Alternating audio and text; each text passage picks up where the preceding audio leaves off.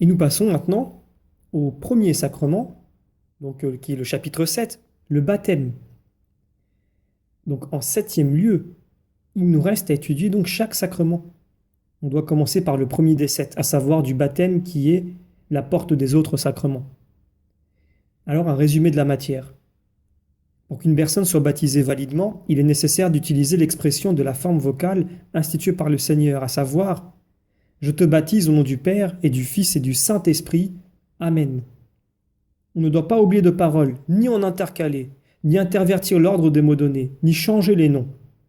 Il est nécessaire d'utiliser aussi l'immersion ou l'ablution de l'eau sur tout le corps ou au moins sur une partie d'une manière telle que l'expression, donc des paroles, et l'immersion se fasse par un seul et même sujet et en même temps. Paroles et signes sensibles étant unis, s'il n'y a pas mensonge dans le baptisé, la grâce qui régénère, rectifie et purifie de toute faute lui est vraiment conférée. À titre de préparation et pour obtenir de meilleurs effets, on fait un catéchumène, enfant ou adulte, le catéchisme et l'exorcisme. Il faut cependant remarquer que la foi personnelle est exigée chez les adultes tandis que pour les enfants, la foi d'un représentant supplée. Alors, une explication à tout cela.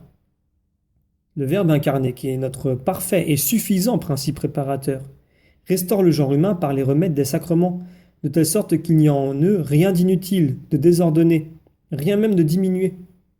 Il a donc établi le sacrement de baptême et les autres selon que l'exigeait sa puissance, notre salut et notre maladie. Mais la puissance qui nous restaure appartient à la Trinité, en laquelle la Sainte Mère Église croit, qu'elle confesse et qu'elle proclame par des signes, en distinguant les trois personnes et en affirmant leur propriété, leur ordre et leur origine naturelle. Cette puissance est encore celle de la passion du Christ qui est mort, a été enseveli et est ressuscité le troisième jour. En conséquence, il fallait donc, pour exprimer cela, dans le sacrement fondement de tous, que la Trinité fût exprimée de manière distincte, propre et ordonnée en ce qui regarde la forme commune. Il faut remarquer cependant qu'au temps de l'Église primitive, cette expression a pu se faire au nom du Christ, en qui la Trinité est incluse. Il faut aussi qu'on mentionne de façon propre et ordonnée le mot baptiser, en même temps que se fait la triple immersion. Cette immersion exprimant la mort du Christ, sa sépulture et sa résurrection après 3 jours. Chacune de ces deux actions, donc l'expression de la formule et l'immersion, doit se faire par un seul et même acteur, simultanément, parce que ces deux puissances opèrent ensemble et dans le seul Christ Sauveur, pour conserver l'unité du sacrement et pour signifier l'unité dans le Christ médiateur. De plus, notre salut exige de commencer par la régénération dans la grâce spirituelle, en lavant ce qui est impur, en chassant les ténèbres et en refroidissant la concupiscence qui, de façon universelle, souille tout homme qui descend d'Adam. Pour ces raisons, le premier sacrement a dû être constitué par un élément qui fut par ce qu'il représente naturellement, en conformité avec le triple effet sudit de la grâce qui commence le salut. L'eau fut choisie, car par sa pureté, elle nettoie. Par sa transparence, elle est porteuse de lumière. Par sa froideur, elle refroidit. Il faut ajouter que, parmi tous les liquides, elle est l'élément le plus commun. Pour ces raisons, le sacrement de notre régénération a dû être réalisé par de l'eau, quelle qu'elle soit, car n'importe quelle eau est toujours de la même espèce. Et aussi, pour que personne ne puisse risquer son salut à cause d'un défaut de matière. Et enfin, la maladie que guérit principalement le baptême, c'est le péché originel. Il prive l'âme de la vie, de la grâce et de la rectitude qui préside à toutes les vertus. Sa conséquence est qu'il l'incline à tout genre de fautes. Ce péché se transmet par une source extérieure et rend l'enfant capable de concupiscence et d'adulte concupiscent de fait. Il réduit aussi l'homme sous l'esclavage du diable et au pouvoir du prince des ténèbres.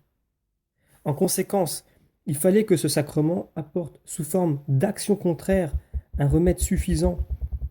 Il convenait qu'en lui soit donnée la grâce de régénération à l'encontre de la privation de la vie surnaturelle, la grâce qui rectifie sous forme des 7 vertus à l'encontre de la privation de la grâce qui purifie de toute faute et suppose à la tendance au désordre vicieux.